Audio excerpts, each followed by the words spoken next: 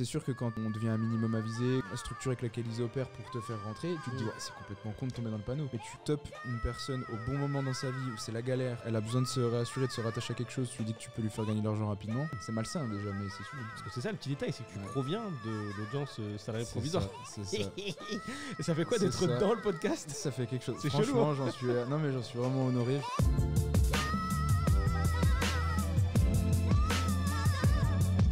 Bienvenue dans Salarié Provisoire, le podcast qui te donne le cœur de devenir entrepreneur. Aujourd'hui, invité, je dis toujours ça en fait, invité très très spécifique, mais là c'est vrai quoi. Enfin d'habitude c'est vrai aussi, mais là c'est vrai plus quoi. C'est vrai plus. J'ai l'honneur de recevoir Abdel. de recevoir Directement, il se trompe de prénom. l'horreur. J'ai l'honneur de recevoir Ryan, c'est ça? J'ai un doute, Ryan. mais tu vas nous confirmer. Non, pas de doute. Ryan lui-même. Ryan lui-même. Écoute, ça me fait plaisir de te recevoir dans ce petit épisode qui n'était pas prévu à part 2 semaines à l'avance. Donc, merci beaucoup d'être là. Est-ce que tu peux nous expliquer ce que tu fais de beau, mon cher Ryan? Ce que je fais de beau, Oui. ça fait 2 ans que j'entreprends des projets dans le marketing digital. Je l'ai commencé à côté de mes études et j'en vis depuis à peu près 8 mois. Ok. Voilà. Quand tu dis que tu entreprends des projets dans le marketing digital, est-ce que tu peux nous expliquer? C'est-à-dire, qu'est-ce que tu fais de beau? En majorité, je fais de la lead gen. Oui. Donc, j'ai commencé par du community management il y a 1 an et demi, 1 an et demi, 2 ans, à côté de mes études avec un ami. Et progressivement, par la force des choses, en étant côtoyé à des personnes qui proposaient notamment d'aider les professionnels via les régies comme Google Ads, j'ai glissé petit à petit dessus l'année dernière. Et puis, en ce moment, on fait quasiment que ça. Donc, que de la lead gen pour des clients professionnels. J'ai dit que je faisais des projets dans le marketing digital parce qu'il y a d'autres choses qui se greffent, mais la majorité, c'est ça. La majorité de mon temps est dédié à faire de la lead gen pour des clients pro. Ok, bon, j'en parle de temps en temps dans mes podcasts, mais pour le coup, je prends toujours le temps d'expliquer. Est-ce que tu peux nous définir ta vision, en tout cas, de la lead gen? Déjà, comment ça s'écrit et puis ça sert à quoi, en fait? Lead gen, ça s'écrit, c'est un anglicisme du coup pour lead, L-E-A-D. Donc, en traduction stricte, c'est génération de prospects. Ouais, trouver des prospects. Trouver des prospects. Et donc, l'idée, c'est de travailler avec un professionnel sur son image de marque, sur le fait de travailler avec des régies publicitaires, de faire une proposition de valeur, je sais que tu en parles souvent, et de faire en sorte que des clients potentiellement intéressés par ses services tombent sur lui au bon moment, lui fassent une demande, et nous, du coup, on est cet intermédiaire qui permet de connecter l'offre avec du coup ces personnes qui rechercheraient des services. Toutes les typologies de business, au final, on travaille avec beaucoup de monde, différents de tout corps de métier, mais c'est toujours la même mécanique. Donc, connecter la demande avec le professionnel. Ok, donc en simple, tu aides les professionnels à trouver des clients. Je suis content en fait de pouvoir te recevoir et te parler de ça, puisque souvent quand je parle de lead gen, je parle de Scalable, je parle de ma boîte perso, mais là c'est cool de se dire tiens, on a un autre humain qui fait ça aussi, et c'est pas mal. Est-ce que tu peux en dire plus en termes de confort de vie? Qu'est-ce que tu en penses en termes de confort de vie? Puisque pour toi, ça fait combien de temps maintenant que tu fais? 1 an, 2 ans, 1 an et demi? À temps plein depuis le mois d'août de l'année dernière. Avant, je le faisais en parallèle. Donne une vraie durée. J'étais salarié. Donc, ça fait 9 mois. Ça fait 9 mois. 9 mois que je suis dédié à ça. J'ai décidé de quitter mon emploi dès que je pouvais me permettre d'en vivre. Donc, c'était modeste. Il n'y avait pas de... Et de m'y dédier à 100% pour le développer. Parce que c'était compliqué de le faire en même temps qu'un travail salarié. Parce que ça se fait le soir, ça se fait le week-end. Donc c'est au début, l'objectif, c'est déjà de réussir à passer ce cap de subvenir à ses besoins. Et ensuite, on développe. Et donc ça fait 9 mois à peu près depuis le mois d'août. Ok. En termes de confort de vie, qu'est-ce que tu en penses? C'est beaucoup mieux à mon sens. En tout cas, ça fit beaucoup mieux avec ma personnalité. Mais peut-être pas pour les raisons que les gens imaginent. Donc c'est pas forcément par rapport aux finances ou au fait de pouvoir développer justement une entreprise qui mène en fait à mieux gagner sa vie. C'est surtout par rapport à l'organisation de la journée, la journée ou la semaine. L'organisation du travail, des moments avec la famille qui est vraiment sur mesure et dédiée. Donc c'est cette liberté entre guillemets de pouvoir envisager ces semaines et ces mois comme on le souhaite, quoi. C'est surtout ça le vrai plaisir qu'il y a derrière. Ça demande plus de boulot que lorsque j'étais salarié, c'est clair. Je pouvais beaucoup plus être végéter au travail et puis en faire un peu moins en passant un petit peu en dessous des radars, mais en tout cas, le Le vrai plaisir, c'est ça, c'est de se sentir autonome à 100%. Ouais. Et de ne pas avoir de compte à rendre, hormis la qualité de ton service, de le délivrer à tes clients. Mais de se sentir en paix à ce niveau-là, c'est un vrai luxe. Ouais, c'est agréable. C'est clair. Ouais, c'est un vrai luxe. C'est agréable, c'est quelque chose. J'essaie d'amener une dynamique au travers, pour le coup, des podcasts. Et tu connais, hein, parce que t'es aussi écouté. T'écoutes encore les podcasts ou pas? Ouais. Aïe. T'en as écouté combien d'ailleurs, tu penses? Une 50aine, je pense. Ouais. Parce que c'est ça le petit détail, c'est que tu proviens de l'audience salarié provisoire. C'est ça. Ça fait quoi d'être dans le podcast? Ça fait quelque chose. C'est Franchement, j'en suis vraiment honoré. C'est vrai que j'ai oublié de le dire au début. Ça me fait vraiment plaisir parce que ça commence aussi par là. Ça commence par le fait d'imaginer que c'est possible. Au début, j'étais alternant en école de commerce. Et je me disais, on va tester des trucs, on va essayer. Et puis, l'objectif, c'est de prendre de la connaissance. C'est vrai que j'étais tombé sur ce podcast et ça m'avait donné des premières indications sur quoi faire. Et du coup, je suis vraiment honoré d'être là puisque c'est une sorte de marqueur de la progression. Ah bah là, oui. Là, il n'y a rien à dire. Tu vois, tu passes d'auditeur à invité, tout est bon. Ah, c'est top. C'est magnifique. C'est top, ouais. C'est magnifique. Ce que je voulais te demander par rapport à ça, le fait que tu sois passé d'auditeur à podcast, c'est bon. Je crois que j'ai potentiellement oublié ce que j'allais te poser comme question. Merde, en plus, c'est revenu. Pendant que tu m'as réexpliqué, c'est revenu et c'est reparti. C'est pas grave. Ça reviendra. Ça va revenir, ouais, ça reviendra, c'est OK. Est-ce que tu pourrais nous expliquer en fait tes années je fais toujours une petite genèse, tu vois, j'essaie toujours de reprendre. Comment ça se passait un peu le travail? Qu'est-ce qui, toi, t'a fait switcher tout doucement dans la Legion? Alors, c'est marrant puisque c'était pas une douleur ou un ras-le-bol. Tu vois, étonnamment, ça venait pas de ça. C'est venu d'une opportunité un peu spécifique, dans le sens où quand j'étais en école de commerce, je travaillais en agence web. Donc, on proposait majoritairement des sites internet. C'était une horreur à vendre parce que le site internet, voilà. Proposition de valeur compliquée. Proposition de valeur compliquée, et puis surtout sans ads, dans le dur, au tap-tap. Vraiment une année d'alternance à chercher du prospect sur le terrain pour vendre du site web. Ok, donc pas de publicité, on fait limite du porte-à-porte. C'était. Waouh, t'as vendu du site en physique? Moi j'en ai vendu 4-5. Bon, je suis arrivé pile poil à mon objectif à la fin de l'année, mais j'ai vendu 4-5 ventes en un an. Terrible. Oh waouh, ça fait mal au cœur. Et j'ai traité plus d'1 millier de prospects en un an pour 5 ventes. Donc en fait, tu passes plutôt ton temps à prendre du non, mais c'est en trop gros volume. C'est violent. Hein. Et en fait, à un moment donné, je me suis retrouvé face à une personne qui avait un contrôle technique. Et du coup, c'est une personne avec qui ça a plutôt matché humainement. À un moment donné, j'en ai eu marre au bout de 6 mois. J'arrivais pas à proposer du site web comme ça parce qu'évidemment, personne n'achète un site web. C'est un peu abrupt, quoi. À moins que tu aies un timing parfait, ça va être dur, ouais. Donc à un moment donné, je me suis dit on va faire autrement, on va essayer plutôt de jouer la carte de l'audit, de discuter, d'essayer de comprendre plus, parce que je devais apprendre à vendre en même temps, donc forcément j'avais pas les bonnes méthodes. Et cette personne, ça a matché plutôt humainement, j'ai discuté avec lui. Il s'avère qu'il a pas eu besoin de site web, mais par contre il m'a sorti son téléphone et il m'a dit tu saurais pas gérer Facebook ou j'aurais besoin de poster, là tout le monde me dit qu'il faut faire des posts pour être visible.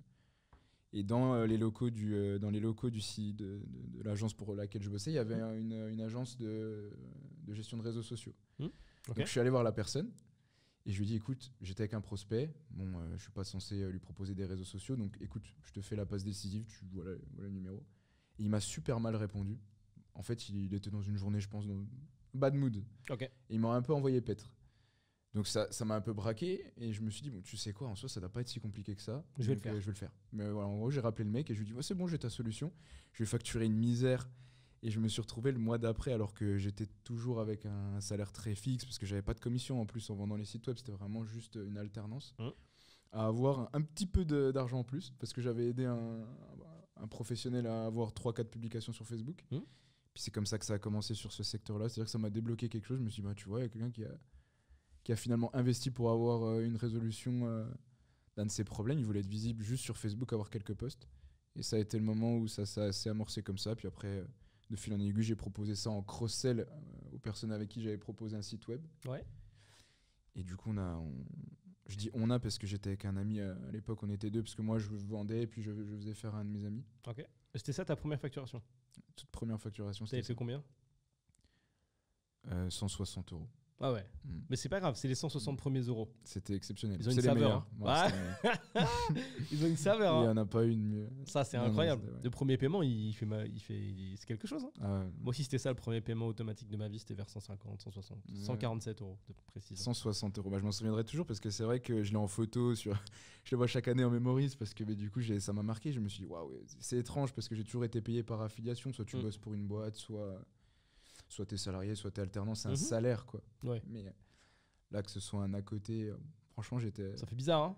Le soir, je rentrais, puis je travaillais, puis je le faisais avec plaisir, en fait. C'est ça aussi l'avantage. Tu travailles même pas, de toute façon. Ouais, je voulais régaler la personne qui m'avait fait confiance. Et puis, c'est tout. Tu vois. Non, franchement, c'est. Il n'y a même pas d'idée de taf, là. C'est que du plaisir. Tu comptes pas tes heures. Hein. En vrai, de vrai, si tu poses tes vraies métriques, t'es pas rentable du tout. C'est 160 euros. Ouais. Peut-être 2 euros de l'heure.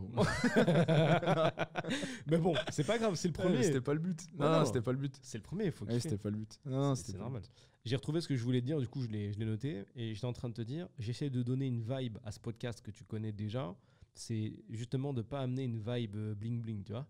Ah ouais, bah oui. Tu connais. Moi, ça ne me caractérise pas spécialement de mettre toujours la thune en avant. Je trouve que y a trop déjà ce style-là. Même si c'est un style qui fonctionne bien. Hein. Moi, je suis vraiment convaincu. Demain, je vais à Dubaï. Je fais une chaîne spécifique sur le sujet lead generation. Et je loue que des Lambeaux. Je fais que des vidéos avec des Lambeaux dans mon dos. À mon avis, je draine. Je draine du monde. Mais en termes de mental, c'est pas du tout mon délire. Hein. Tu vois, moi, je pense pas que toi, tu sois super friand. Tu vois, un profil comme toi. Je pense pas qu'on puisse se trouver avec ce genre de vidéo-là, quoi. Ah non. C'est compliqué. Non, je te vois pas poncer des vidéos avec des mecs avec des Lambeaux toute la journée. Non. C'est pas le focus. Non, donc, clairement pas. T'as commencé par dire la vérité. Faudra taffer, quoi. Je pense que c'est important de le répéter. Tu vois, j'essaie je donnais toujours le même sens à l'audience. Et les gars, faudra taffer. Hein. Non, mais c'est certain. Mais après, c'est une proposition de valeur qui marche, comme tu as dit. Clairement, ils arrivent certainement à avoir du flux, de l'audience, et puis à transformer des ventes, et puis à commencer comme ça. Bon, c'est leur mentalité fake it, fake it until you make it, là, qu'ils disent tout le temps. Bon, moi, ça me gonfle, je déteste ça. Moi, je préfère être honnête. Parce que pour moi, c'est une proposition de valeur ça vend pas le réel bénéfice, parce qu'ils montent pas le charbon, ils montrent pas toutes les étapes d'avant, ils montrent pas les galères, le stress. Tout le prix à payer réel pour réussir à te mettre dans une situation où tu peux être considéré comme indépendant ou une personne qui entreprend à côté. Donc pour moi, c'est du mensonge, je suis pas fan. Après, le fake it until you make it, c'est devenu une vraie stratégie. Hein. C'est devenu une vraie stratégie. Mais pour moi, après, je respecte les personnes qui réussissent à faire ça, parce qu'humainement, je trouve ça fort de réussir à se berner, mais pour atteindre ses objectifs. Je trouve ça respectable quelque part, puisque au final... Je trouve que ça dépend des profils, gars. Ça dépend, parce que regarde, moi je vais te servir une version du fake it until you make it qu'on a beaucoup vu sur YouTube ou autres réseaux. Une méta parfaite, c'est de prendre tout ce qui est le plus visible en location. Donc pour le coup, Dubaï, perfect spot pour faire ça, tu vois. Je peux te le dire, hein, pour avoir vu les prix de différentes choses. Louer un yacht pour 10 personnes, c'est 150 € l'après-midi.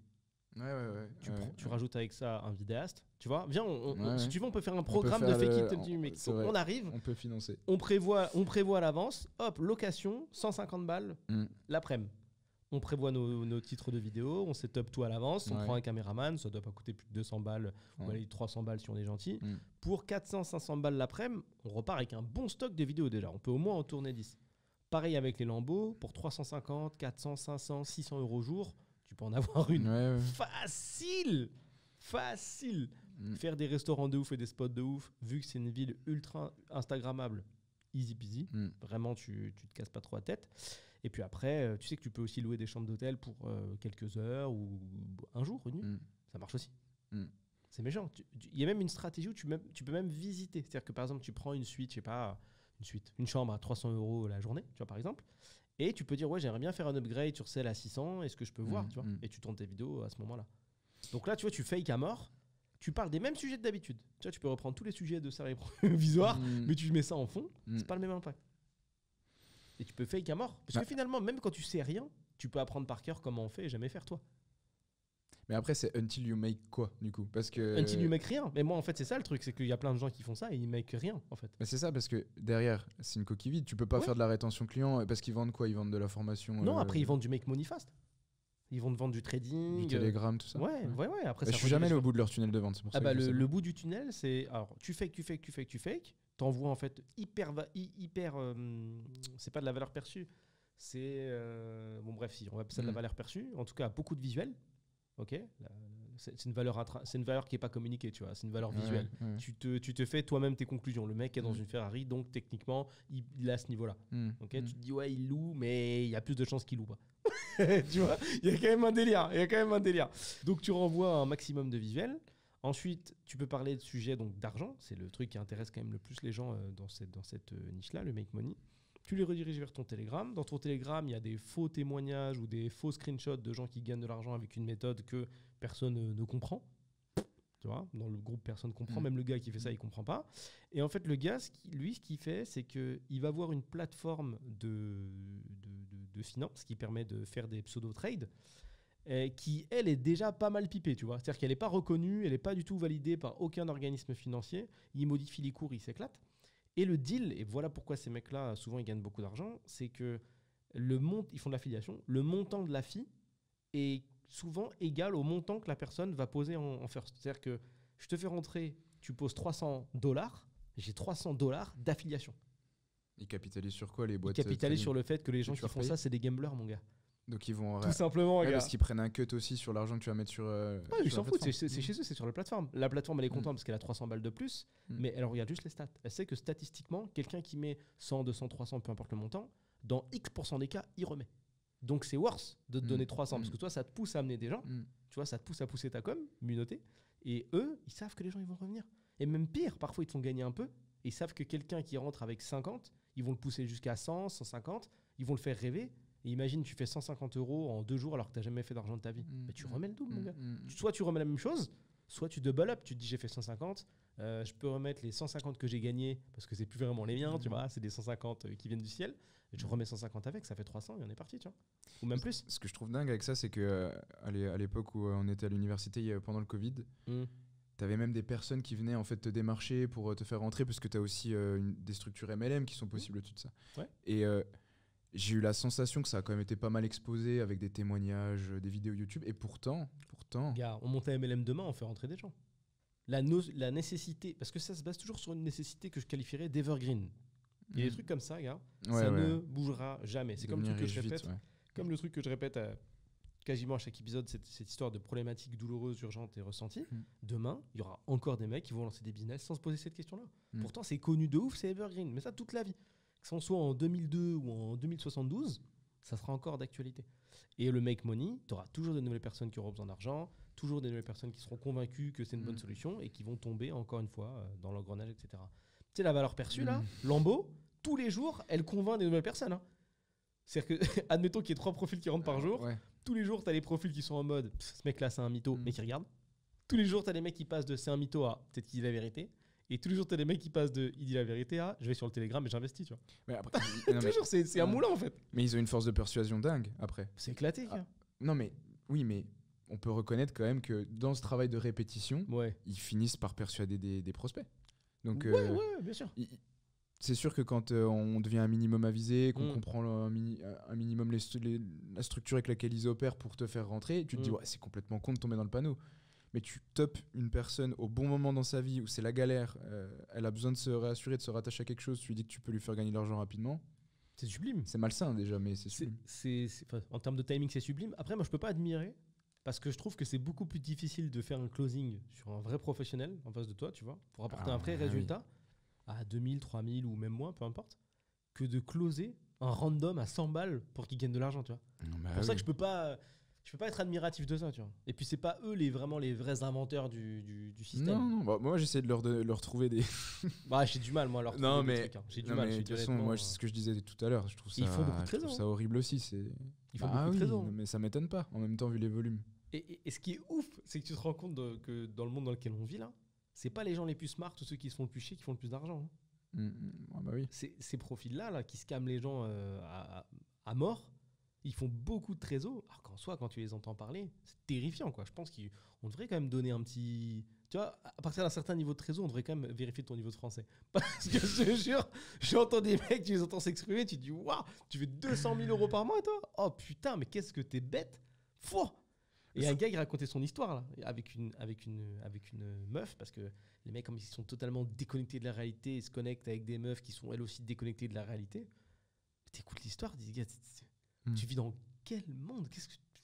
Qu'est-ce que tu racontes? Tu lui as donné tant, ouais, elle voulait X milliers d'euros par mois, j'ai fait ci, j'ai fait ça, je suis tombé amoureux de cette personne. Mais de quoi tu parles? Tu viens nous expliquer pendant 20 minutes qu'elle te frappait ou fait quoi? Mais de quoi tu parles, gars? Dans quel monde tu vis?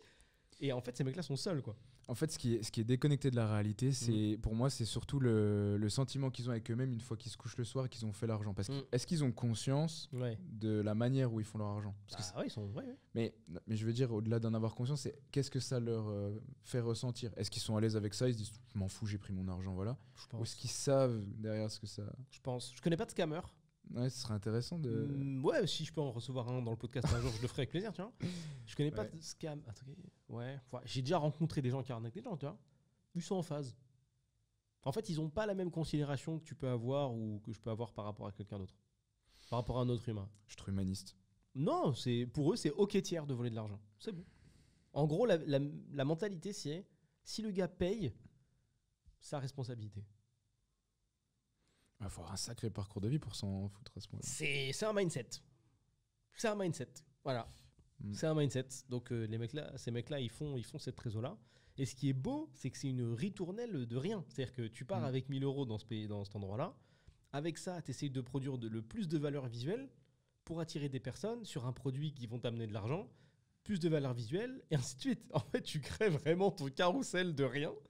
Et à la fin, les mecs, ils finissent avec des trucs de ouf. Parce que mine de rien, à Dubaï, vu qu'il n'y a pas d'imposition, même à 10 000 euros par mois, c'est pas la même life que 10 000 euros par mois en France. C'est pas le même game. 15 000, ça fait une énorme diff. 20, 30, 40, etc., ça fait une énorme diff. Mais il y a un des gars d'ailleurs que je connais pas, mais j'ai vu une vidéo sur lui, il y avait un genre de reportage sur lui, et qui dit qu'il faisait 300K par mois, lui là. Ah oui. Okay. Ouais. Qui est un des plus pointus sur le sujet, tu vois. Mais je pense que son positionnement est clair à comprendre. L'argent. Ouais, j'ai entendu. Mais c'est ce que je disais. Bon, voilà, du coup, il n'y a pas de nom de cité, mais ces personnes-là prennent documentaire sur documentaire, tu sais, un peu DDoS de youtubeurs qui expliquent le scam. C'est visible quand même comme vidéo. Ouais. Pourtant, ils continuent de close de. Toujours, ils continueront toujours. Et en plus, là, on parle d'un mec qui a quand même une belle puissance de frappe pour le coup. T'as vu le machin? C'est énorme. Ouais. Très, très, très, très suivi. Alors, je peux t'assurer que lui, il fait tomber. Hein. Et dans toutes ses vidéos ou tous les trucs qu'il va faire, il y a toujours des caisses de brut. Hein. Toujours des caisses de brut, toujours des cadres de brut. Et voilà. Et en fait, si tu veux, c'est ça qui est ouf avec les humains et le visuel, c'est qu'à partir du moment où tu vois quelqu'un évoluer dans toujours le même écosystème, tu finis par le croire. Ah, c'est ça, mais c'est ça qui est ouf. Mais c'est ça dont je parlais en parlant de la force de persuasion, c'est qu'ils sont tellement convaincus au final d'eux-mêmes que pour toi c'est de l'argent comptant ce qu'ils racontent. Enfin, faut prendre pour argent comptant. Bien sûr, c'est parole d'évangile, c'est ok. Bah c'est ça, c'est vraiment sa life. Mais en fait, sa life, il la compose avec ce que toi tu donnes. Moi, ce qui m'embête, c'est qu'ils vont leur réputation un peu cracra là. Elle découle sur les gens qui vont essayer de faire du contenu un peu plus propre sur le business. Tu vois. Typiquement, moi, je suis touché par les gens qui font par ce qui renvoie dans parce que pour des randoms, pour des gens normaux, ça là, c'est un mec du business. Bah oui, tu vois. Que c'est donc ils vont associer mon profil à ce mec. Ah bah ça colle une étiquette. Bah ouais, c'est chiant parce que ça colle une visibilité. Mais ça colle une étiquette sur le sujet. C'est ça qui est chiant. C'est-à-dire que du coup, moi, quand je vais faire du contenu pour parler de business, bah, on va m'associer à ce type de profil, tu vois. En mode encore un mec qui fait des milliers et tout, et c'est relou. Après, c'est un pré-filtre aussi, puisque quelqu'un qui va se rattacher au show-off, il va venir tester le business en pensant que c'est aussi simple que ça. Ouais.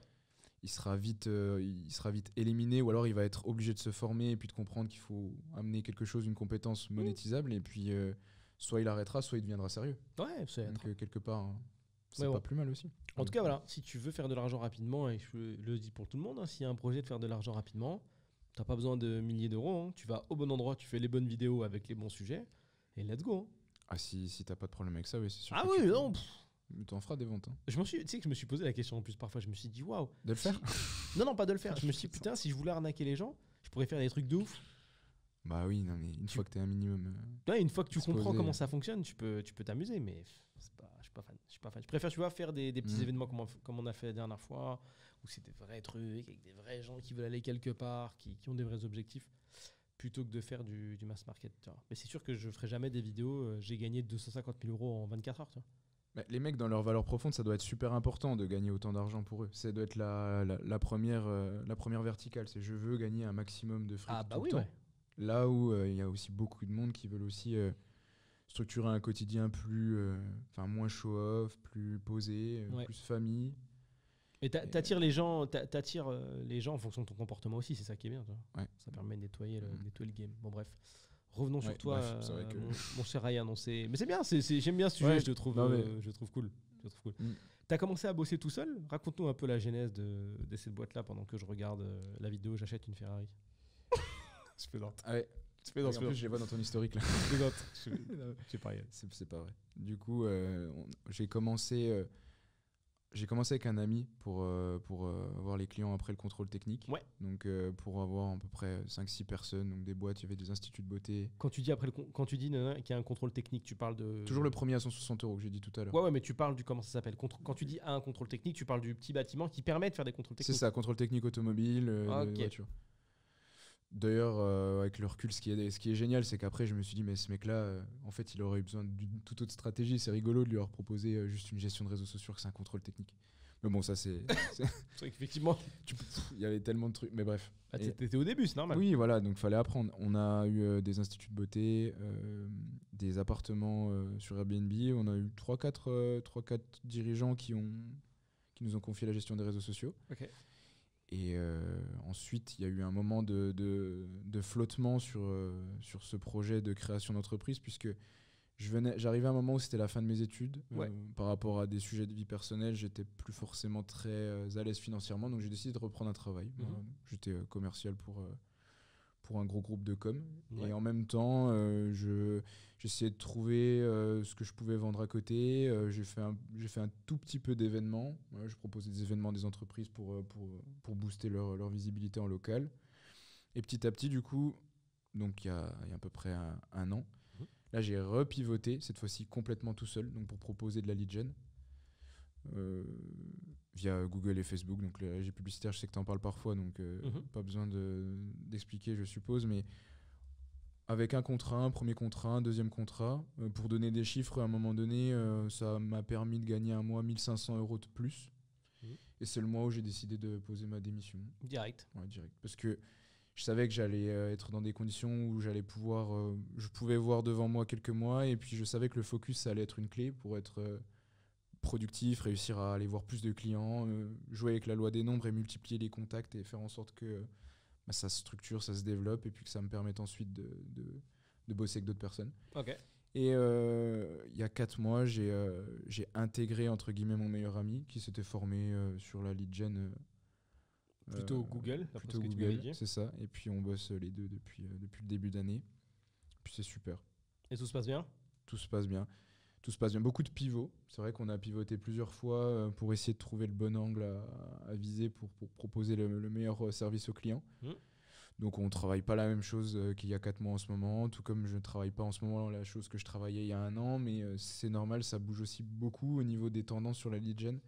Pas toujours les mêmes marchés qui ont besoin de génération de prospects ou des mêmes services.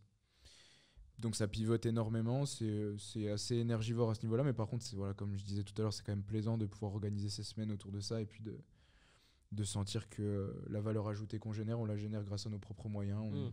C'est vraiment agréable et puis on bosse avec des personnes qu'on adore. Donc, ça c'est stylé. Tout va bien. C'est quand même un autre niveau de stress, un autre niveau de vie. Hein. Ouais. Non, c'est agréable. Ça amène des stress que j'envisageais pas, mais c'est pas les mêmes. C'est pas orchestré autour de la même chose. Et c'est plutôt agréable parce que ce qui est aussi agréable, c'est pour faire le parallèle avec ce qu'on disait avec l'argent facile et rapide qui est vendu de cette manière-là, c'est qu'on sent que ça provient quand même de beaucoup de travail, beaucoup de remise en question, beaucoup de soirées où tu vas pas forcément t'amuser, mais tu vas plutôt chercher à comprendre comment t'améliorer et puis comment faire ces pivots. Et donc une fois que tu arrives à certains steps, c'est vraiment une fierté, quoi. C'est le fait de se dire que ça provient du travail, de l'entourage, et c'est très très rémunérateur humainement.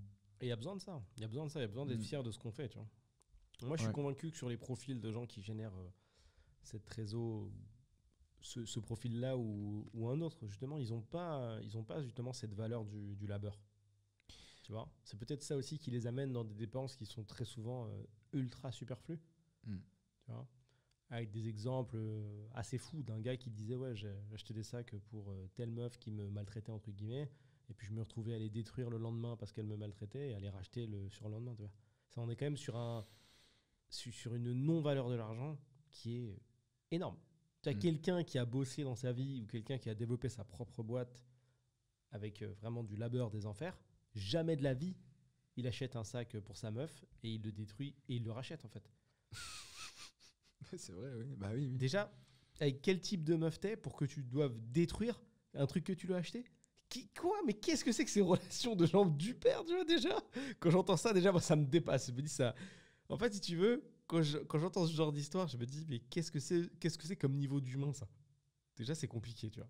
Déjà, ça me fait un petit peu mal au cœur.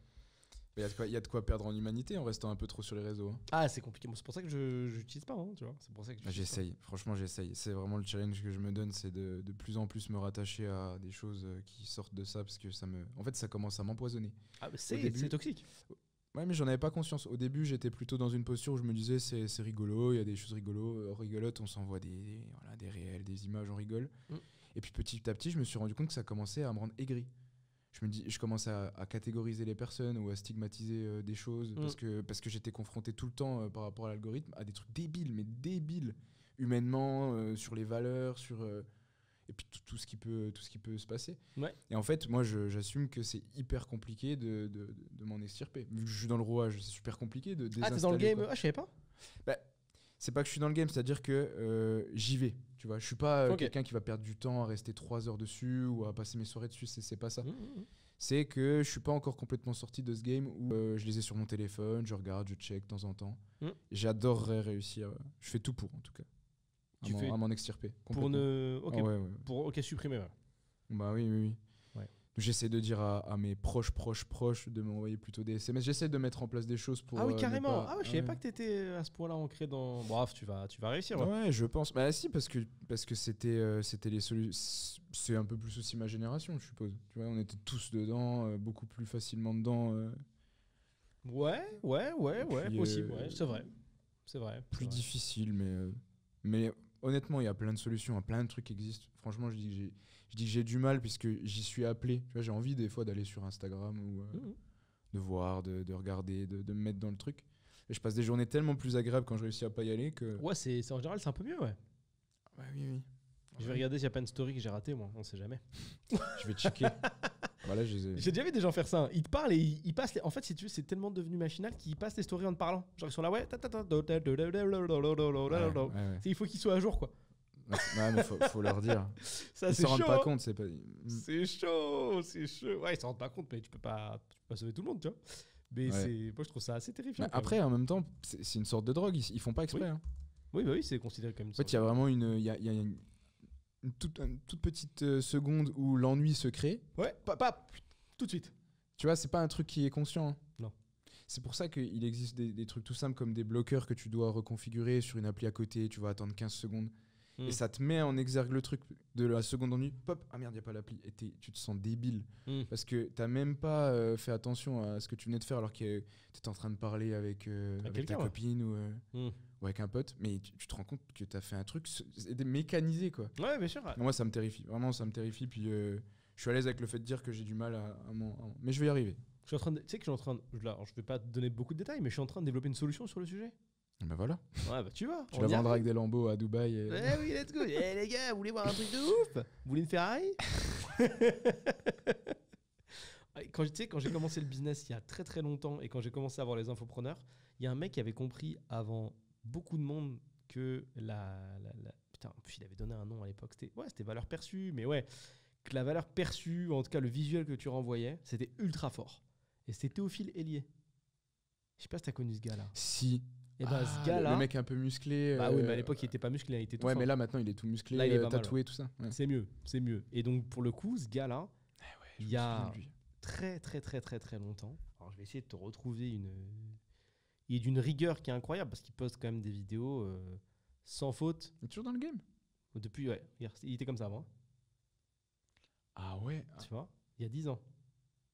Tu vois, il y a 10 ça ans. fait 10 ans. Ouais, ça fait très longtemps qu'il est là. Bon, moi, j'ai vu ses vidéos il y a 2-3 ans. Il a même expliqué que là, il faisait ça parce que quand il parlait d'argent, en fait, il partait du fait que les gens qui parlaient d'argent, ils devaient avoir des lunettes. Donc là, il avait même mis des fausses lunettes. Il a expliqué plus tard. Tu sais, il était très à l'écoute dans le ouais, ça, je pense que les gens pensent comme ça, donc je vais. En fait, tu vois, très, très, très, très précis dans les stratégies à l'époque. Vraiment déjà dans l'observation. Donc c'est pour ça que là, il portait des lunettes de vue. Mais il n'a jamais eu de problème de vue. C'est juste qu'il pensait que c'était worse. Et en fait, donc, il faisait des vidéos. C'est lui qui l'a admis, ça? Oui, bien sûr. Oh, il a raconté plein de trucs. Donc, il faisait des petites vidéos avec sa petite tête et sa petite teuté. Et tu vas voir, un moment, il y a eu un switch. Alors, je sais pas si on va réussir à y arriver. Et c'est là que, et à cette époque-là, je me suis dit, ah waouh. Et c'est vrai que j'aurais pu le faire. Hein. J'aurais pu le faire, mais je l'ai pas fait. C'est con. Hein. C'est con. Tu vois, il a commencé à se filmer. Derrière, il y avait des plages, il y avait des vacances. Il parlait de... Lui, je sais pas si tu sais, mais ce qu'il a beaucoup fait, lui, c'est parler de blog. Lui, son grand skill, c'était d'avoir des blogs pour gagner de l'argent. Tu vois, il faisait des blogs... D'ailleurs, son truc s'appelle blog influent, d'ailleurs. C'est-à-dire des blogs pour gagner de l'argent pour... Bah, en fait, il faisait des blogs sur des thématiques et il arrivait à gagner de l'argent en vendant des formations sur ses blogs. Tout simplement. Ok. Tu vois. Et à un moment, mon gars, il a fait ça. C'était il y a 8 ans. C'est il y a pas mal de temps déjà. Il est allé, je sais plus où, je crois que c'est à Malte. Et il a pris en location, avec l'argent qu'il faisait, ça. Une villa. Et le switch est fait. Et c'est là, et ce gars-là, c'est-à-dire que quasiment 10 piges avant Dubaï et avant le show-off, etc., ce gars-là, il avait compris, il s'est dit, putain, comment je peux éclater encore plus mon audience, mais je vais lui envoyer de la richesse dans la tête. Il n'a pas dit qu'il louait. Hein. Il a juste, tu vois, d'une vidéo à l'autre, là, il est quelque part. Peut-être pas, attends. Là, voilà, il est dans sa chambre, voilà, ou en voyage, et il rentre un jour dans la villa, c'est tout. D'une vidéo à l'autre, pas de villa, c'est tout. Et cette espèce de petite valeur visuelle, toi-même, tu te dis, mais attends, il filme ses vidéos là, et après, il s'est filmé pendant des années en face de sa villa, encore et encore et encore.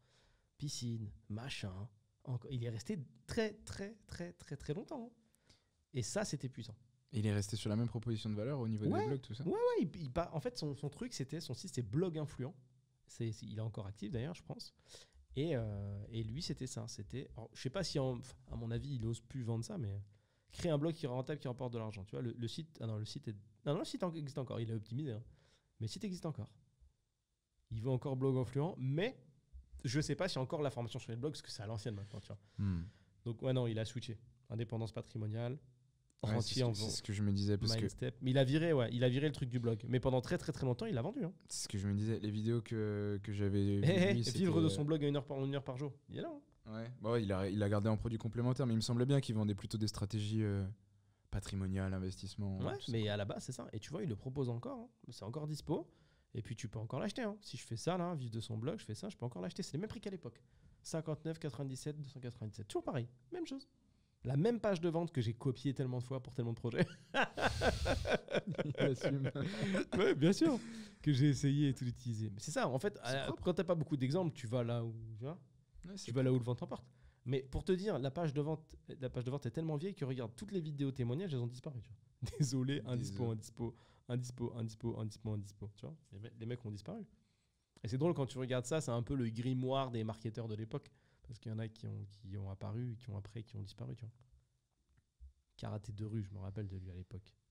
C'est un indicateur, ça. Hein. Des marketeurs qui pop, qui font et qui disparaissent très vite sur LTV. Il y a pas mal qui disparaissent. Mais tu vois, c'est marrant, ça. Hein. C'est très marrant. Hein. Donc, profil intéressant. Profil très intéressant. Bon, Lead Gen Boy. Maintenant que le business fonctionne bien, tu as fait ton petit chemin... et que tu as un petit peu plus de recul sur cette fameuse profession, est-ce que tu regrettes du coup d'avoir arrêté ton taf ou... Non, absolument pas. Absolument pas. Ah bah non, mais je pense vraiment que c'était ce qu'il fallait pour moi. Ouais. Je pense que c'est pas, je veux dire, c'était spécifique peut-être à ma personne dans l'approche, puisque un business c'est avant tout aussi porté par une personne. Et je pense que ce que je fais ne ressemble qu'à moi, parce que tu vois ce que tu fais certainement différent, plein d'angles par rapport à moi. Ouais. Mais non, je regrette pas du tout parce que c'est du sur-mesure en fait. Je l'ai imaginé comme ce qui me faisait plaisir à moi et puis Non, je regrette pas du tout. Je l'ai fait aussi. Autant je disais que ça a démarré sans frustration puisque j'avais une opportunité et que je me suis lancé. Ouais. Par contre, lorsque j'ai repris sérieusement donc la lead gen et plus le community management il y a 1 an, je l'ai fait parce que j'étais très frustré. On s'était eu même au téléphone, je me rappelle, on avait fait des visios parce que je me sentais bloqué, je me sentais dans un schéma dans lequel... Ouais, je me rappelle. T'étais dehors et tout. Ouais, je me souviens. À ce moment-là, j'étais pas bien en fait. J'étais juste pas bien parce que j'avais l'impression de pas être du tout à ma place, de faire profiter mes compétences à des choses qui me dépassaient, de pas me sentir rétribué pour ça. Donc j'étais pas bien. Donc non, par rapport à tout ça, c'est clair que je regrette. Pas un centime. Super. Il m'explique tout, c'est pour ça que je regrette. Tout. Wow, dur. Ok, très content de ça. À quel moment tu t'es dit, ouais, j'ai passé un palier là, c'est un truc de ouf? Je suis confort. Ah, il y a pas longtemps. Ah ouais? Ouais. Ok. Il y a pas longtemps. C'est quoi? Bureau, finance? Les deux. En fait, on a pris des bureaux avec mon meilleur ami il y a 2 semaines. Et puis on a aussi passé un cap de chiffre d'affaires mensuel. Ok. Et qui fait du bien. Et on s'est dit, ok, on a progressé, franchement, c'est pas mal. C'est qu'un début. En fait, on a aussi un défaut, c'est qu'on sait pas célébrer. Donc on l'a regardé 2 minutes et on s'est dit, on va faire... Bon, maintenant on avance, mais là on s'arrête un peu plus spécifiquement dessus. Puis ça tombe bien puisque c'est aussi l'occasion, tu vois, d'être là. Puis ça me fait vraiment quelque chose parce que je sais que c'est ce que je regardais quand j'allais pas bien. Et pour me motiver. Et donc voilà, ça fait 2 semaines où on a pris des bureaux, on a dépassé un cap de chiffre d'affaires. Aujourd'hui je suis là et puis on va aussi un peu plus profiter avec nos familles dans les prochaines semaines. Et on se force à le faire parce que c'est pas dans nos personnalités. On n'est jamais vraiment satisfait, on essaie toujours de faire un peu plus, d'aller chercher plus. Là, on se contraint à le faire parce que... Je te spoil, ça va continuer ça. Bah oui, je sais. Ouais. C'est pour ça, c'est une lutte perpétuelle. Oh. Célébrer un petit peu, non, sérieusement, parce que on a beaucoup bossé. C'était pas des sacrifices, on le faisait par plaisir aussi. Hein, mais c'est méga plaisant, donc c'est absolument ok. Mais c'est vrai que là, c'était il y a pas longtemps, pour répondre à ta question. Ouais. Et les bureaux aussi, ça fait quelque chose quand tu rentres dedans? Ouais. C'est à toi, quoi. T'arrives, il n'y a pas de... C'est à toi. T'es là, waouh. Franchement, c'est... Non, je suis super fier. Et en fait, c'est même pas vis-à-vis forcément de moi, c'est aussi Julien, aussi les personnes qui m'entourent et qui ont cru en moi, qui m'ont pas pris pour un débile de me lancer comme ça, parce que j'ai aussi un super entourage, j'ai beaucoup de chance là-dessus. Ouais. Ça provient aussi du fait qu'il y a eu beaucoup de filtres naturels, les gens sont partis, puis les chemins changent beaucoup. Et aussi, puisqu'en étant en école de commerce, c'est aussi une mentalité, quoi, c'est ok d'entreprendre des trucs. C'est pas... Donc j'ai un entourage hyper qualitatif à ce niveau-là qui m'a permis de ne pas être dans la honte ou dans la réserve ou de ne pas vouloir en parler. Et du coup, on est allé vite. En fait, on est allé vite grâce à tout ça. On n'a pas eu de barrière. Très important le cadre. Ouais. Pour moi, c'est le truc le plus important. Ouais, très important. Si tu as quelqu'un qui passe son temps à te répéter que tu vas nulle part, ça va être compliqué d'avancer. Hein. Ah ouais, faire un pivot comme ça, c'est compliqué. Donc si en plus de ça, mentalement, tu as la charrette à tirer des jugements et puis... Dur. C'est pas possible. Ouais. Si, mais tu sais, beaucoup plus lent, dur. Beaucoup plus... C'est chaud. Franchement, c'est compliqué. C'est très, très compliqué. Okay. On en connaît des gens comme ça qui, du coup, à cause de ça, sont dans l'anti-action, vont... avance, recule en même temps et ça doit être frustrant. J'ai de la chance à ce niveau-là, franchement. Ouais. Après, tu sais, moi je me console en me disant que les gens qui font ce genre de commentaires dans ton entourage, c'est pour toi en fait, parce qu'ils veulent le meilleur par rapport à ce qu'ils connaissent eux. Ouais. Ils veulent ta sécurité en fait.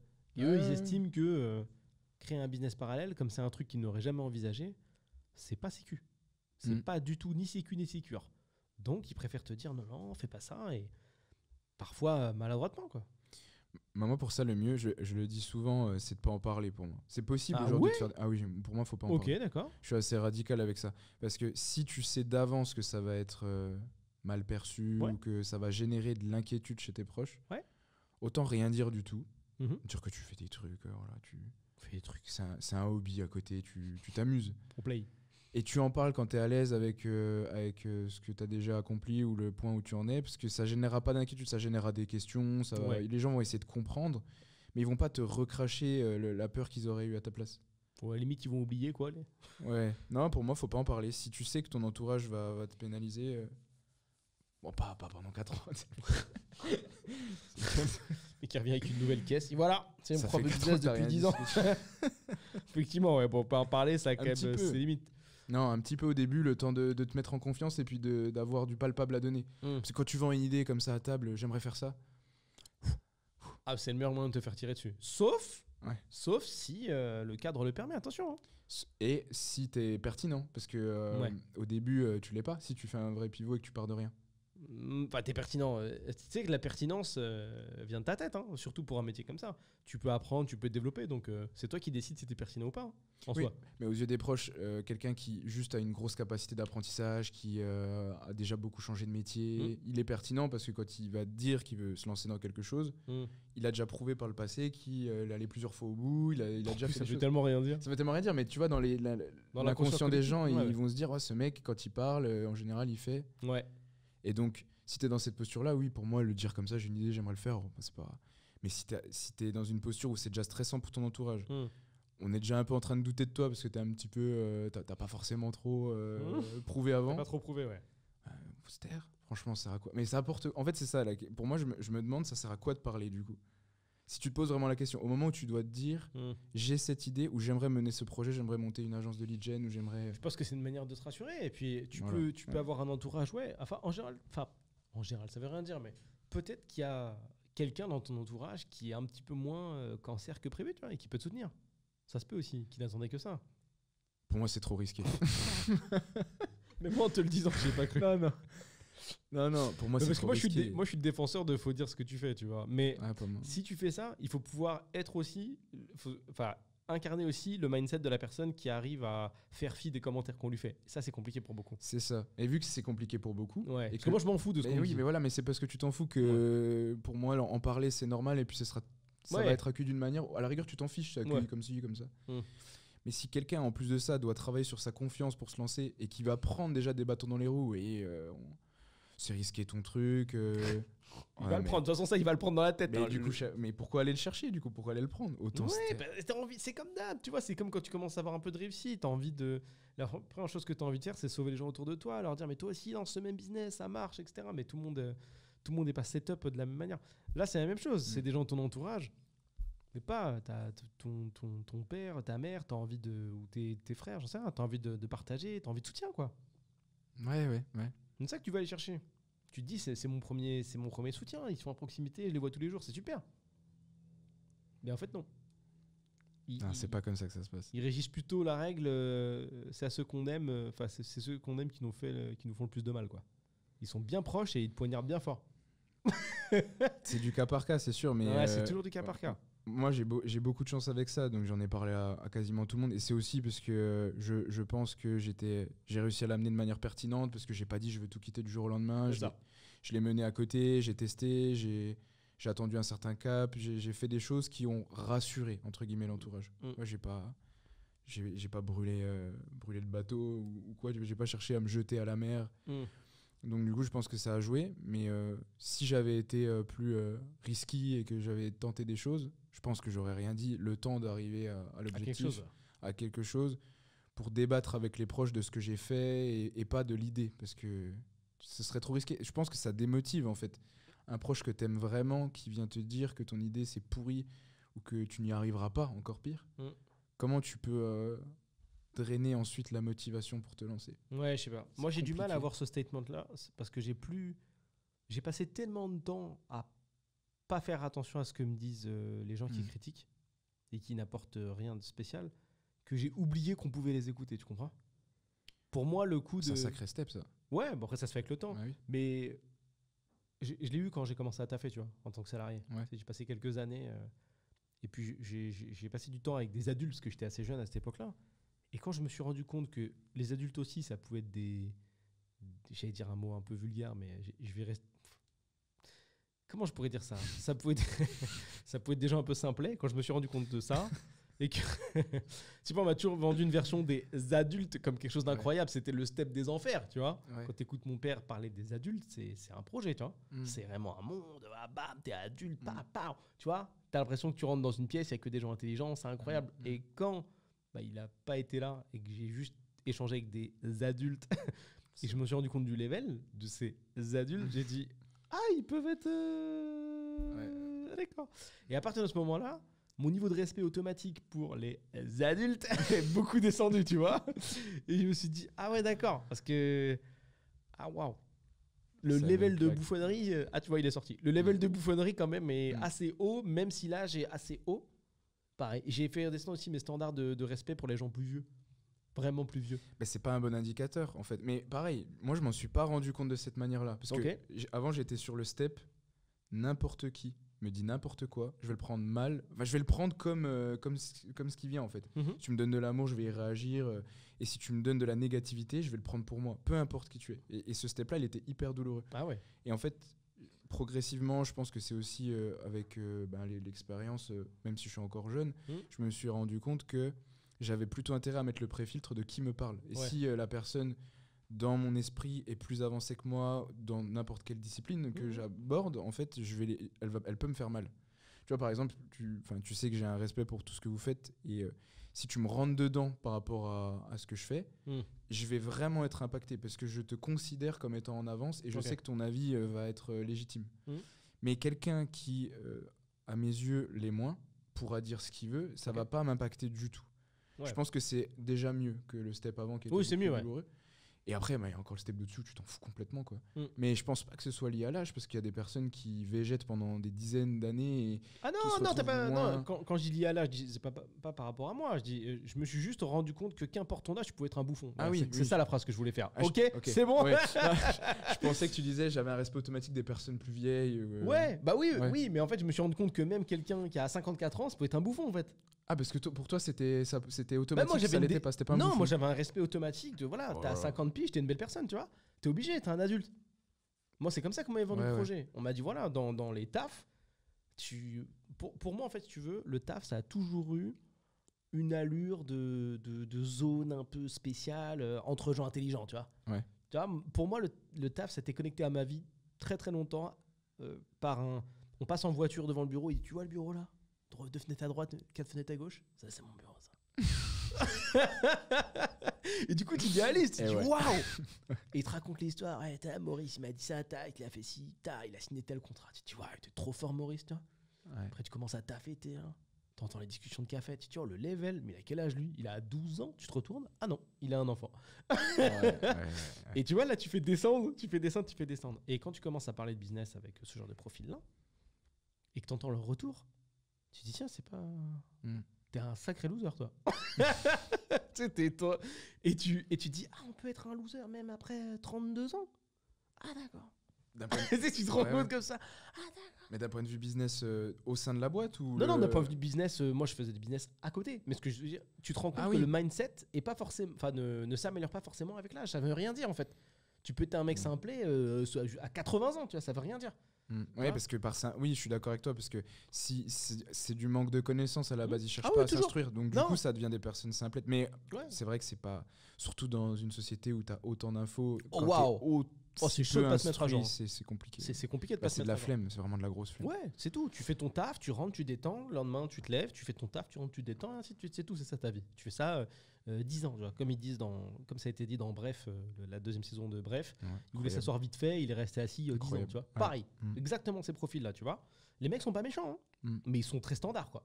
Donc quand tu commences à leur parler de business, faire un truc à côté, forcément ils te fustigent, tu vois. Tu dis mais n'importe quoi. En plus quand t'es plus jeune, eux ils ont ce truc de comme on est plus vieux, on est plus fort que toi. Ah ouais, ça donnait lieu à des conversations, laisse tomber. Le petit jeune fougueux entre guillemets versus le mec de 54 ans. Eux ils te respectent vraiment pas. Non, ils te respectent vraiment pas. Non. Ah non, oulala, mais qu'importe la direction. J'ai parlé de projet IMO, on m'a pas respecté.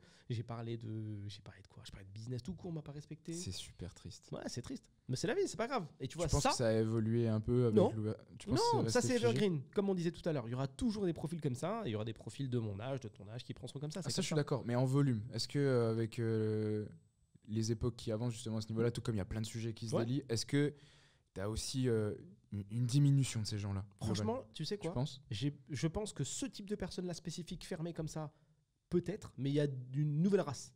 Parce que j'en sais rien. Non, mais moi j'ai cette vision-là, c'est que certes, tu vois, il y a plein d'outils comme Bolt, on regardait tout à l'heure, plein d'outils incroyables qui servent à faire plein de choses, des IA dans tous les sens. On peut avoir cette réflexion-là, on bug sur un outil, bam, on la met dans une IA, puis une autre IA, puis une autre IA, on trouve nos réponses. Certes, mais en parallèle de ces techs de fous qui avancent, il y a aussi des divertissements de haut niveau qui avancent. Tu vois, c'est-à-dire qu'on est passé d'un Facebook avec des posts à l'époque, tu regardes des images et des textes et tout, t'as vu le dernier post sur Facebook? On est passé de ça à TikTok avec un pour toi sur mesure qui va checker parfaitement ce que tu aimes et au bout de 2-3 fois, une fois qu'il a testé une vidéo de chat, une vidéo avec un enfant, une vidéo avec une personne qui danse, il sait ce que tu kiffes. Et il t'accroche pendant d'abord 10 minutes, après 30, après 1h30 et après tu as des gens qui poncent TikTok 5 heures par jour, tu vois. Donc tu vois, la tech elle évolue mais pas que pour les gens qui réfléchissent hein. Parce qu'il y a des gens qui réfléchissent au service des techs de divertissement. Et ça devient charmé. Donc je pense que quelqu'un qui fait 5-6 heures de TikTok jour 7 même sur des trucs, des sujets pas ouf, quand tu lui dis lancer business, je pense qu'il a encore moins d'espace que de cerveau que le mec qui est salarié depuis 15 ans qui fait le même truc, qui veut pas réfléchir. Je pense même qu'il est plus con. Ah ouais. Ah ouais. Mais après TikTok. Et plus jeune en plus. Plus con, plus jeune. C'est-à-dire que t'as même pas la fougue du début de j'utilise mon énergie pendant que j'ai de la place. Non. Là, quand t'as le max de place, on met un maximum de vidéos dedans. Mais je suis d'accord. Et c'est peut-être aussi un contrebalancé par le fait que l'entrepreneuriat a la cote sur les réseaux sociaux que tout de même. Ouais. Sous forme. Si tu regardes, oui, c'est vrai que il a oublié pour toi. Bah oui, c'est personnalisé, gars. C'est personnalisé. Tu fais 3-4 vidéos de chat, 2 trucs de voiture, l'autre il achète sa Ferrari. Business, c'est vrai. T'auras jamais de business. Non, t'auras jamais de business. Parce que t'as des créateurs de contenu hyper intéressants là-dessus, qui t'ouvrent l'esprit. Comme partout. Il y a vraiment du lourd sur il y a du lourd partout, gars. Il y a du lourd partout. C'est vrai qu'ils tombent pas dessus. Du coup. Mais il y a de grandes chances que tu tombes jamais dessus. Ouais, c'est vrai. Parce que pour toi, c'est cloisonnant à ce point-là, quoi. Bah ouais, même si on dirait pas. Le but, il n'y a pas de moteur de recherche. Le but intrinsèque de TikTok, et comme toutes les plateformes, c'est que tu passes du temps. Une fois que tu as fini de TikToker, un petit coup de Netflix, tu vois. Ouais, c'est vrai. Pareil, avec un feed sur mesure. Tu savais, pour la colorimétrie, des vignettes et tout, sur Netflix. Ouais. C'est incroyable, ça. Hein. C'est incroyable. Alors, pour ceux qui savent pas, personne n'a le même feed Netflix que quelqu'un d'autre.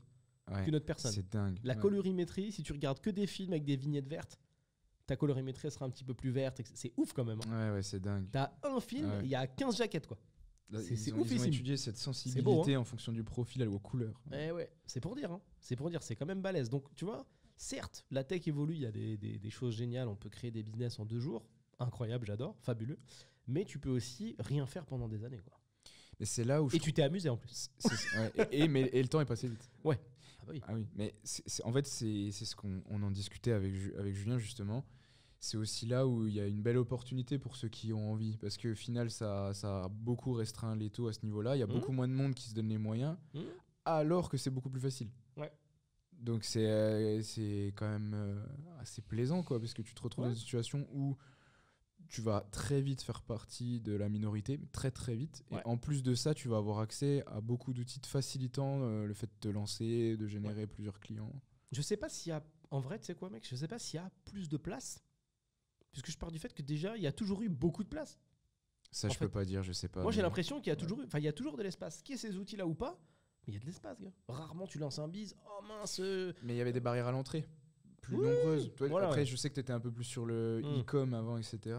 Mais la génération d'avant, si tu n'étais pas dans des business physiques... Ah là, c'était chaud, là. Tu te lançais pas comme ça, quoi. Il fallait connaître quelqu'un. Tu peux te retrouver gratuitement, YouTube, à globalement monter en compétence sur à peu près n'importe quoi. Ça, c'est ouf. Hein. Mais, et puis, gros niveau, hein, tu n'es même pas obligé d'aller sur de la formation payante. Tu peux regarder 20 heures de vidéos sur Google Ads. Et ensuite,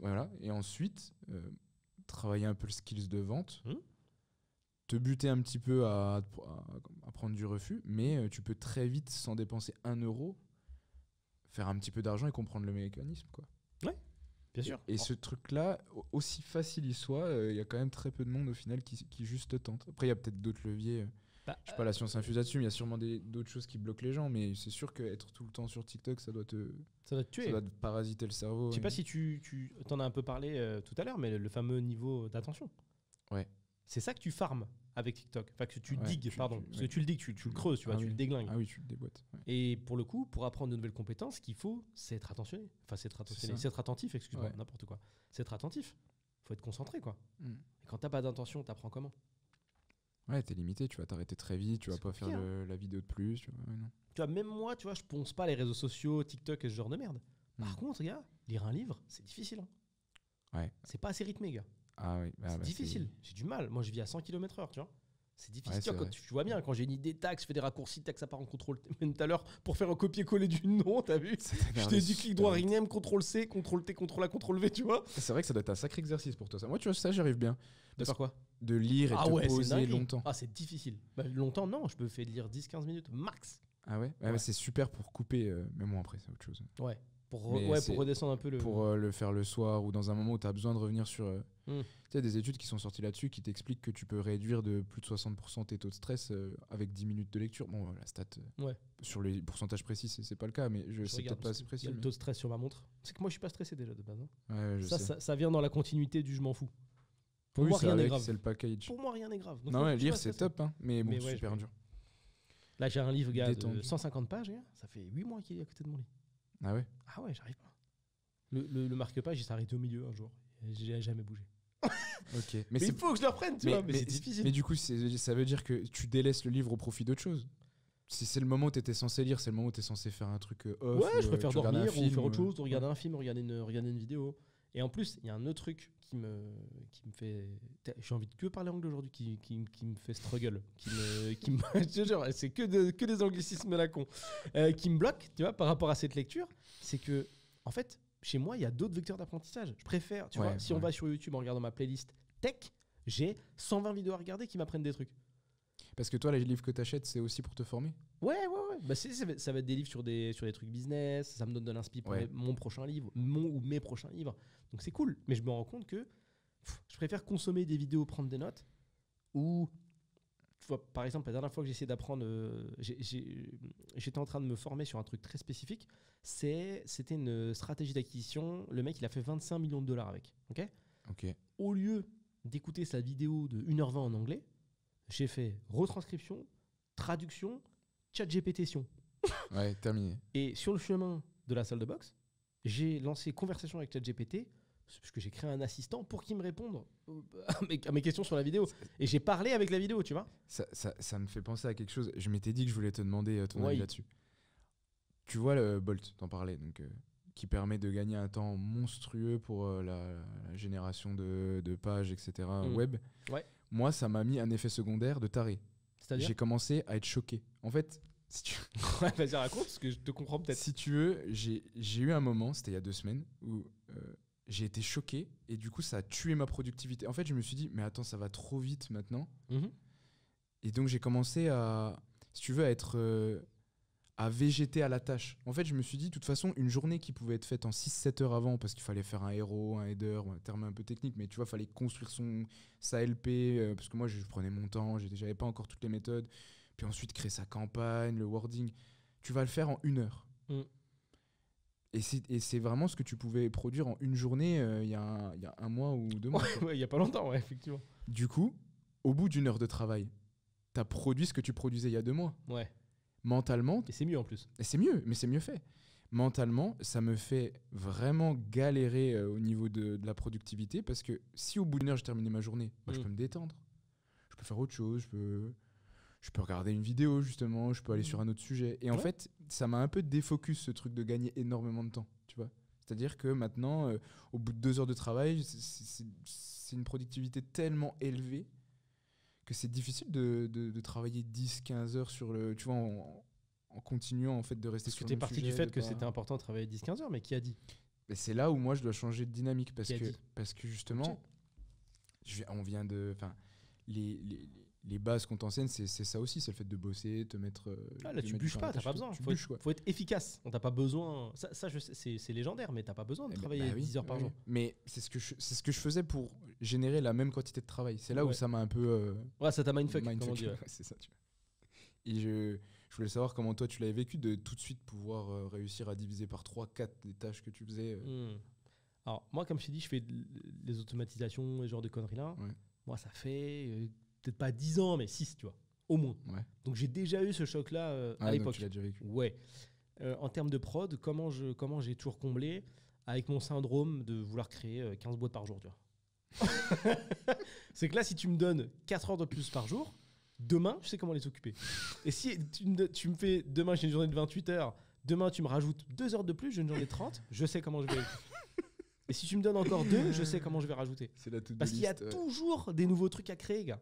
Là, ma liste de projets, là, si je vais sur mon Notion, je tape idée de business, gars, c'est trop. C'est trop. 150 pages, ouais, purée. Peut-être pas, mais regarde toutes les lignes. Tout ça à faire, gars. Ça fait des longues journées. Hein. T'as vu, ça va loin. Hein. Ça va très très loin. Hein. Et en plus, là, je peux reprendre mes anciens projets avec ma nouvelle vision de la vie. Tu vois, là, il y a toute ma liste d'anciens projets. Tu vois, formation sur le no-code, trouver des clients. J'ai jamais fait, je pourrais le faire.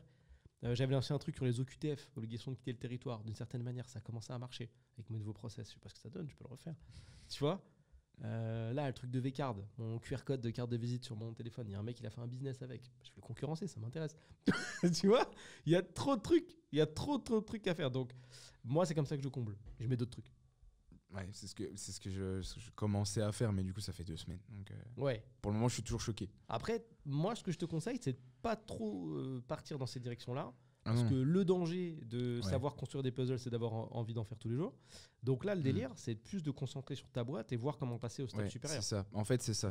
C'est un dilemme permanent. Parce que je te dis que je commence à faire ça, puisque si tu veux, c'est limite une déviance. C'est-à-dire que dès que tu commences à être dans du temps libre, tu as besoin de nouveautés, tu as besoin de nouvelles choses à explorer, de nouvelles choses à créer.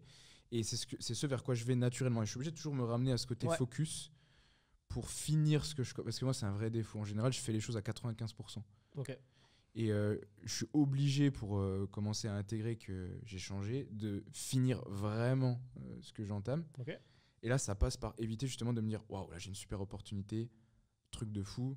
Et avec la hype du début. Mais parfois, il faut aussi les saisir. C'est ça qui est un peu traître, parce que tu peux te dire « Je reste focus, je fais mon truc », mais parfois, il y a vraiment des opports de ouf.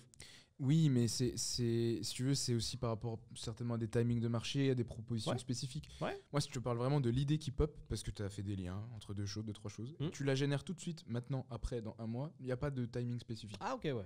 Et tu vas y aller juste parce que ça génère de l'envie par la nouveauté, quoi. Ouais, je comprends. Après, moi, ça, c'est le syndrome de l'objet brillant, c'est encore autre chose. Ouais, voilà, mais moi, je l'ai. Clairement, je l'ai. Ouais. Donc, c'est aussi une lutte.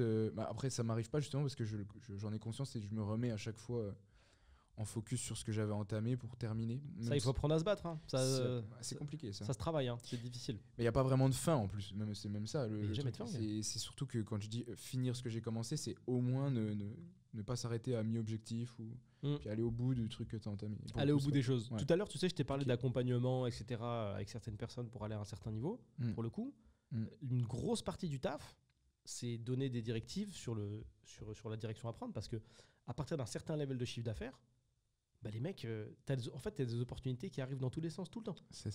En fait, comme tu es un peu plus visible, on propose des trucs tout le temps. Ouais. Les mecs, ils veulent s'associer, créer des machins. Et ils t'attirent comme ça. Ils disent j'ai un nouveau projet, tu veux venir et tout. Tu fais déjà tant, est-ce que tu veux venir faire ça sur le mien? Et du coup, tu peux te défocus très facilement. Ça, c'est le premier point. Le second, c'est que tu as beaucoup moins de vision, après toujours un certain level de chiffre d'affaires, tu as beaucoup moins de vision sur ce que tu dois faire pour toi. Et moi, je prends beaucoup de temps à apprendre aux gars à se cadrer. Tu vois, ou à donner un plan clair, dire gars, cette semaine tu fais ça. Et juste ce truc simple de respecter ce petit détail là, de juste cette semaine tu fais ça, c'est game changer. T'es focus, il y a pas de vidéo, il y a pas de j'ai vu un nouveau truc tech. La fin de ta semaine, on reprend l'exemple de la page dont tu me parlais tout à l'heure, même si c'est des trucs un peu plus complexes quand même. Si le focus de la semaine c'est finir cette page, elle doit être terminée vendredi. C'est ça, respecter ce que tu dis. Respecter. Et comme du coup c'est moi qui le demande et c'est un engagement, tu le fais, tu vois. Et l'avantage, c'est que ça t'évite de faire tirer des projets pendant 2, 3, 4, 5, 6 semaines, tu vois. Et ta page, tu fais un petit bout, tu as ton problème technique, tu passes au-dessus, tu dis, bon, je le ferai plus tard, tu vois. Et puis un truc un peu plus sexy, plus nouveau, c'est ça. Sans problème technique, donc tu fais le truc nouveau, tu dis, bon, le problème technique, je verrai plus tard. Alors que là, gars, quand sur ta semaine, c'est ton focus, tu trouves toutes les solutions. Si tu dois demander à un Indien sur Fiverr, tu demandes sur Fiverr, tu vois, et tu trouves une solution. Ouais, faire la pieuvre comme ça, je pense que c'est naturel. C'est aussi parce que dès que la frustration elle est là, tu préfères aller vers la dopamine. Mais oui, c'est même sûr. Et sur ce que tu disais avant là, sur le fait d'aller chercher plus loin et de cadrer les choses, de cadrer pour aller chercher plus loin. Je pense que justement la difficulté, c'est que même si je partais avec beaucoup de cadres, parce que j'ai toujours bossé tout seul, quand j'étais à la faculté, il fallait quand même gérer les semaines de de cours et de révision pour finalement réussir tes partiels. Donc j'ai toujours appris à cadrer les choses et je sais le faire assez naturellement grâce à ça. Okay. Mais en fait, ça devient tout de suite très flou quand tu progresses. Parce que dès que tu progresses, justement, il y a des sollicitations, des trucs qui ont l'air sexy. Et du coup, ton cadre, tu le perds et tes semaines, elles ressemblent plus à rien. Et là, moi, je sais que je me suis rendu compte déjà il y a quelques temps, donc j'ai recorrigé le truc. Mais je suis obligé de tout le temps faire la piqûre de rappel pour éviter de perdre le tracé, de commencer à partir en vrille. Ouais. C'est pas quelque chose qui reste. Non, il faut le retravailler, il faut tout le temps se relancer encore et encore et encore. Tout le temps.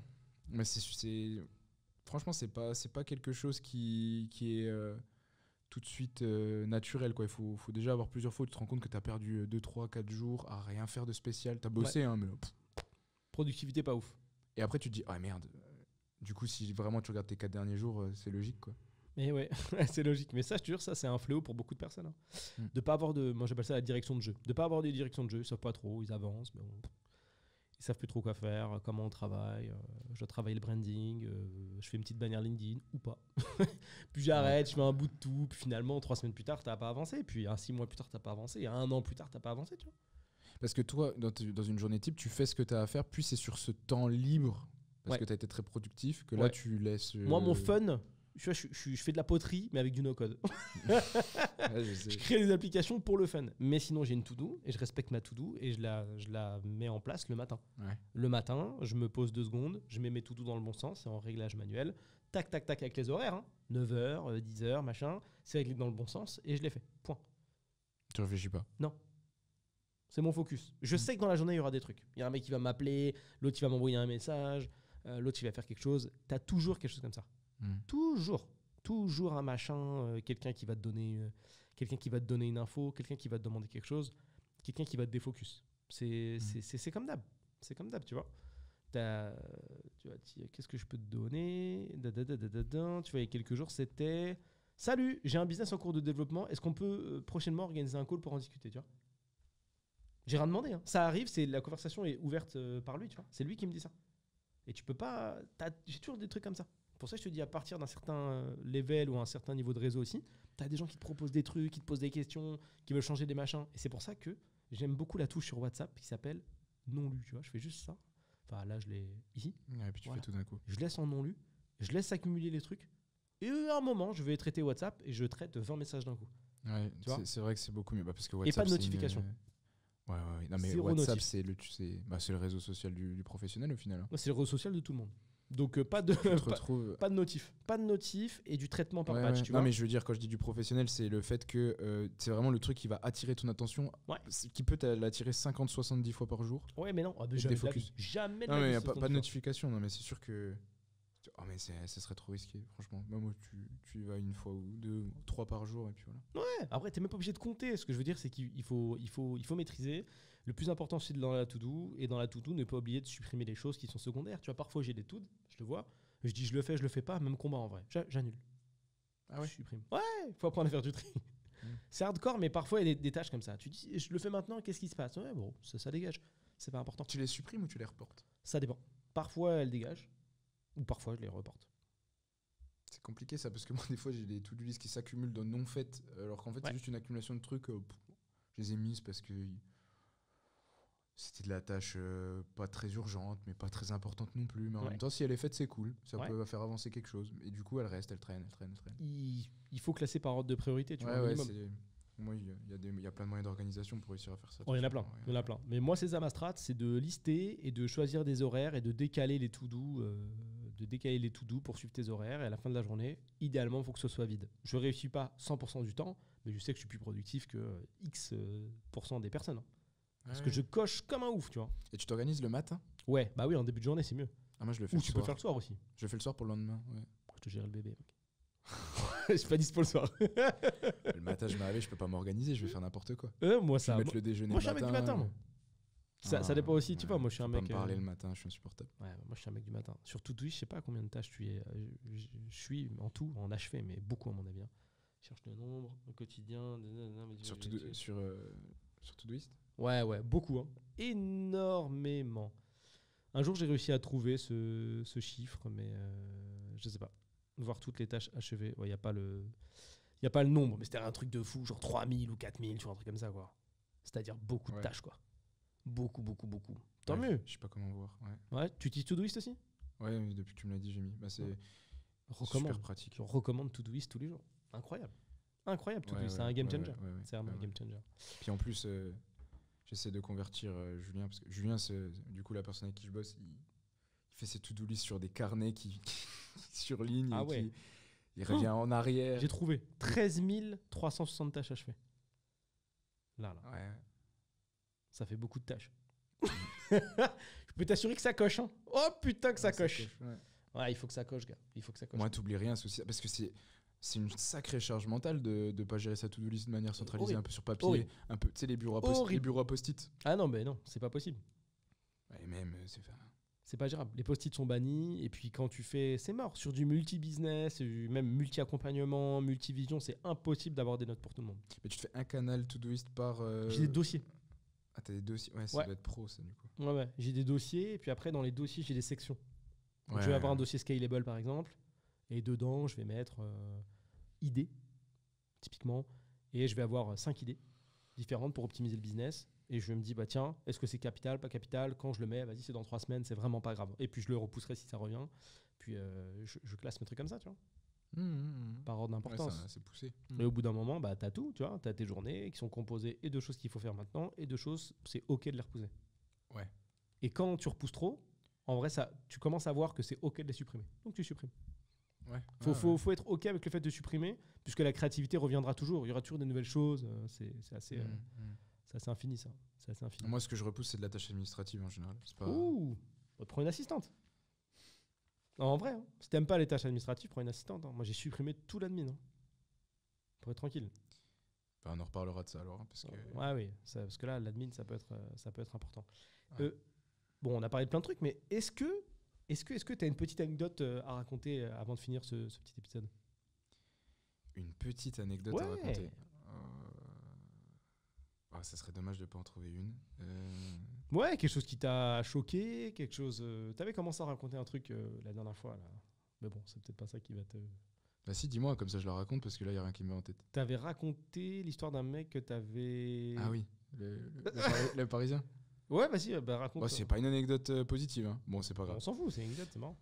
Alors, j'expliquais qu'on a fait multiples pivots dans la lead gen, parce que tu peux générer du lead via Google, ensuite tu peux changer de cible.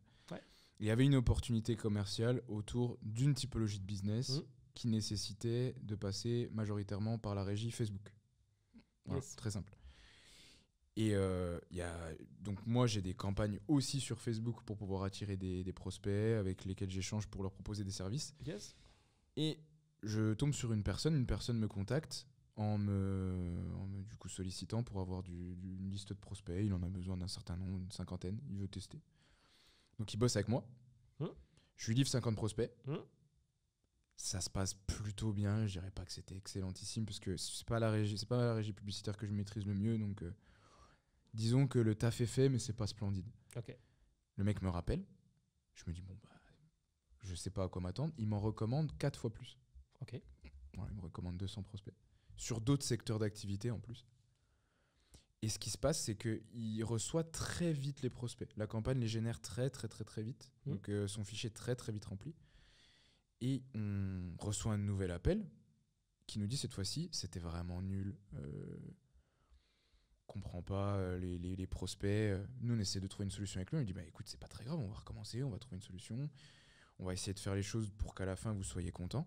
Donc, on pose les solutions possibles. On n'a plus de nouvelles. Ok. Ça, c'est une partie de l'histoire. C'est-à-dire qu'elle s'arrête là avec eux. Et j'ai un nouveau contact entrant dans mon fichier qui m'appelle et cette fois-ci, qui me fait une demande énorme à l'échelle de ce que je fais. C'est-à-dire qu'il me propose potentiellement un contrat de plusieurs dizaines de milliers d'euros par mois. Donc, un truc assez conséquent pour ce que je fais habituellement. Et il me dit, écoute, pour un contrat de ce niveau-là, ce serait bien que tu viennes à Paris, qu'on se rencontre, parce que c'est quand même important, quoi. C'est un échange. C'est un échange sur lequel j'aimerais rencontrer le partenaire avant de m'engager. Ouais. Je fais la route. On arrive, du coup, j'étais avec ma copine. On arrive à Paris. On va dans le bureau. Enfin, je vais tout seul, du coup. Hein, je me suis fait accompagner. Je vais tout seul dans le bureau du mec. Le mec me dit bienvenue, etc. Et en fait, ils étaient mitoyen avec l'entreprise Je me rappelle. avec laquelle ça s'est très mal passé. Aïe. Ouais. Donc le mec, on commence le R1, donc le rendez-vous commercial, il échange, il m'explique la situation. Je dis, bah écoute, on est capable de faire les choses comment ? C'est un échange constructif. Ouais. Et là, t'as 2 Golgoth qui débarquent dans la salle, qui limite pètent la porte. Ok. Alors, ils rentrent, ils débarquent, ils s'assoient les deux, ils me la font à la cow-boy. Et ils me disent, bon, écoute, on va aller droit dans le but. Tu nous rembourses tout de suite. Arnaqueur de merde. Wow. C'est un peu ça. Mais je t'ai envoyé l'enregistrement. J'ai enregistré l'appel. J'ai un enregistrement, mais je l'ai envoyé. J'ai pas entendu arnaqueur de merde. Mais okay. Ah, mais c'est l'idée. C'est peut-être pas les termes exacts parce que ça fait 4-5 mois, donc j'ai oublié le terme de merde. Mais il me menace directement. J'ai 2 minutes. Je peux respirer 2 minutes. Ok. Et vient 2 heures absolument délirantes où le mec essaie de se faire rembourser. Après, il me demande d'ouvrir mon ordi pour comprendre si je lui ai pas vendu des leads pourris. Ouais. Je lui montre la régie, je lui déroule. Il compare à son CRM. Il voit que c'est les mêmes prénoms. Il fait bon, ouais, bon, ben, ok. Après, il se réénerve. Après, il se lève, il me ramène des sushis. Il me dit t'as faim ? Oh, putain. Un délire. Il se relève, il fait les tours. Ensuite, il propose des idées business. Mais je pense qu'il était, tu vois, c'est pas possible. C'est pas possible. C'était trop bizarre. Il propose des idées business. Mais du coup, qu'est-ce que tu penses de faire ça ? Il se rassoit, il me remenace. Et je passe 3 heures. Ah, t'es remenacé en plus ? Ah oui. Mais j'ai 38 minutes d'enregistrement parce qu'après, il s'est coupé. Mais je suis resté 3 heures dans le bureau. Putain.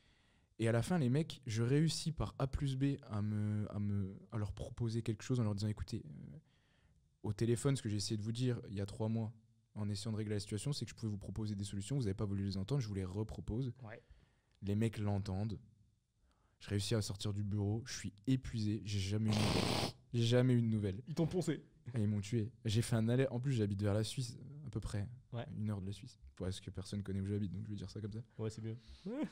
J'ai fait 4 heures de route pour venir. Vraiment, on a fait 8 heures de route pour rien. Mais j'étais épuisé. Les gars, ils ont poncé ton âme. Ah oui, mais tu vois, avec le recul, parce que maintenant je la raconte avec du recul, je me demande si c'était pas un rendez-vous un peu écran qui avait ce but-là. Tu vois. Ouais, c'est bizarre. Alors attends, je viens de voir qu'il y a une... Attends, je crois que la cam s'est arrêtée, je sais pas quand. Au pire, on finit avec les deux. Tu sais quoi, on veut aux F.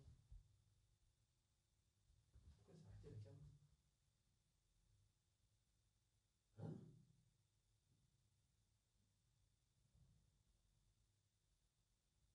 J'ai pas compris là. Elle s'est arrêtée il y a longtemps ? En fait, j'ai pas d'image même. Mais c'est pas grave, j'ai des images de petites cam. Ouais, ok. On va rien arrêter, on continue. Tu fais des cuts des fois ? Ouais. Ok. Mec, j'ai lancé le record en plus, je me souviens l'avoir fait. Eh ben écoute, on n'aura que la fin, c'est pas grave. Tu me disais quoi ? C'était quoi ta dernière phrase, excuse-moi ? Je me souviens plus. Tu m'as dit, t'as fait 8 heures de route. Pas le truc pour rien. Oui, c'est ça, j'ai fait 8 heures de route pour rien. Pour rien du tout, mais bon, ça vaudra une anecdote à raconter. Ouais, ça vaudra une anecdote un peu fun. Bon, écoute, on va clôturer sur ça. Je me suis fait un petit coup de pression par la cam que j'ai lancé en plus. Hein. J'ai lancé le record. Heureusement qu'on a des cams de sécurité et le son. Mais comme les podcasts ne sont pas montés, les gens vont entendre que je me suis déplacé et je vais le publier comme ça, mec. Parfait. Parce que ça reste un bon podcast. Parfait. Mec, tu sais qu'on avait plus d'1h20 de podcast ? Bah c'est génial, je suis ravi. Je sais pas, vraiment, tu voyais le timer ou pas ? Je l'ai vu à la fin, mais je suis très heureux. Merci beaucoup de m'avoir invité. Je t'en prie. Ça me fait vraiment plaisir. Merci d'être venu, franchement, incroyable, petit parcours fort sympathique. Peut-être qu'on se refera un podcast quand tu seras encore au niveau sup. Je te remercie encore et je te laisse faire l'outro si tu as l'inspiration. Que dire à part dire que les personnes qui souhaitent lancer quelque chose, comme on le disait au milieu du podcast, c'est vraiment facilité. Il y a des efforts à donner, il y a du charbon à mettre sur la table, mais ça en vaut vraiment la peine. Et il n'y a plus énormément de risques, vous n'avez pas beaucoup d'argent à mettre sur la table, juste du temps et de l'envie.